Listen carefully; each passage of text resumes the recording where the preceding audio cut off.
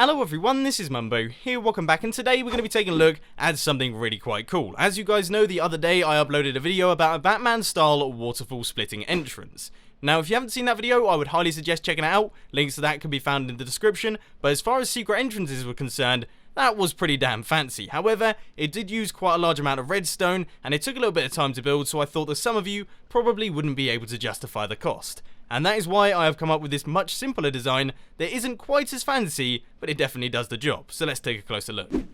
Now, the reason that this design is so much simpler than the previous is because instead of making the waterfall split around a block, it makes it disappear entirely. So if we flick this lever here, you can see our waterfall ceases to exist and we get a secret entrance opening up. So then we can head on through into a secret base and do hidden bits and bobs. I don't really know what those could be, but anyway, once you're done with them, all you have to do is head back outside, flick the lever once again, and the water will flow back down. Now, one thing that I will mention, this sort of goes without saying, but if you did want this to be completely hidden, of course you wouldn't be using a lever, you'd be using some form of hidden activation device, and there'll be links to those down in the description.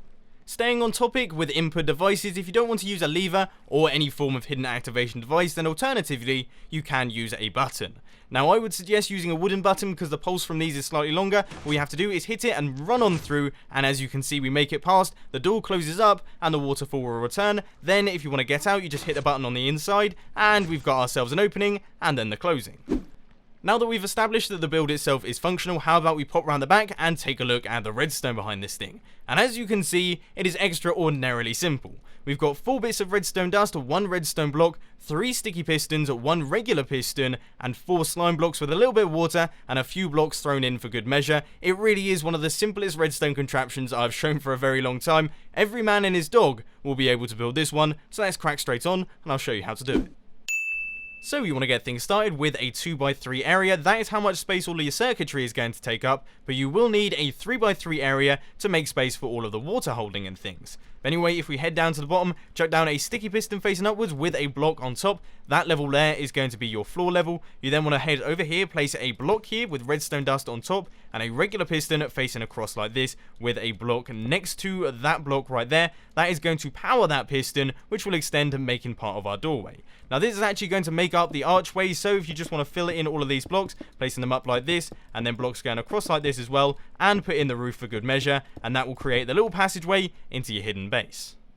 Now you want to head over to your redstone dust, place a sticky piston facing downwards with a redstone block on its face, and you should see that this sticky piston here will actually extend.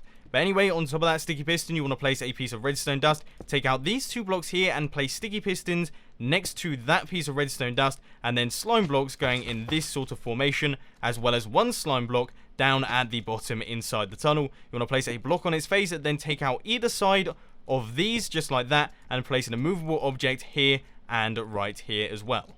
If we place down a lever on this block here with the redstone dust and the sticky piston underneath, you can see that we now have our secret entrance all done and dusted. We just have to place in all of the water. So you want to place blocks on top of all of these slime blocks here, and then this area is actually where the water is going to be flowing out from. So you want to place immovable objects there, and a movable object right here, and an immovable object there, then take out that block in the middle, and then on top of those immovable objects, you can place whatever blocks you want, so I'm going to be using sandstone.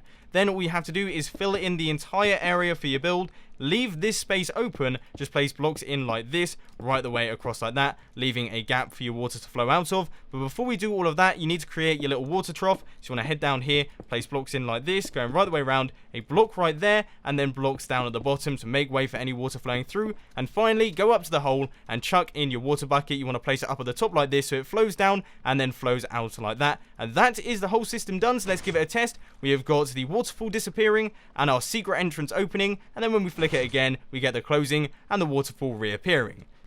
So there we have it, ladies and gents. You have built yourself a simple waterfall entrance. It really wasn't that difficult, was it? There wasn't too much redstone involved. It was a nice, quick, and easy project that I think looks really quite cool. But anyway, if you did enjoy this video, please be sure to hit that like button. And if you really loved it, then make sure to subscribe. But thanks for watching, guys. This has been Mumbo, and I'm out. I'll see you later.